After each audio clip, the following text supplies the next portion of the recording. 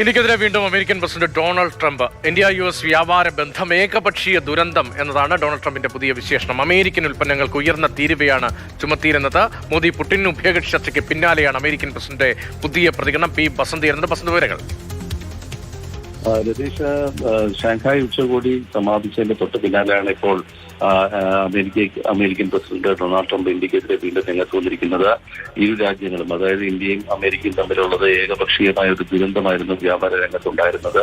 American ഉൽപ്പന്നങ്ങൾക്ക് ഉയർന്ന തീരുവയാണ് India ചുമത്തിയിരുന്നത്. ഇപ്പോൾ കുറയ്ക്കാമെന്ന് ഇന്ത്യ പറയുന്നു, പക്ഷേ സമയം അതിക്രമിച്ചിരിക്കുന്നു എന്ന് തന്നെയാണ് അദ്ദേഹം വ്യക്തമാക്കിയിരിക്കുന്നത്. മാത്രമല്ല, റഷ്യയിൽ നിന്നും ഇന്ത്യ എണ്ണയും ആയുധങ്ങളും വാങ്ങിക്കുന്നതിനെയും ട്രംപ് വീണ്ടും എതിർക്കുന്നുണ്ട്.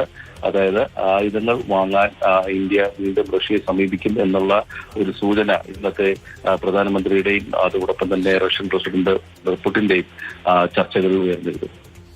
പി ബസന്താണ് പുതിയ വിവരങ്ങൾ നൽകിയത്.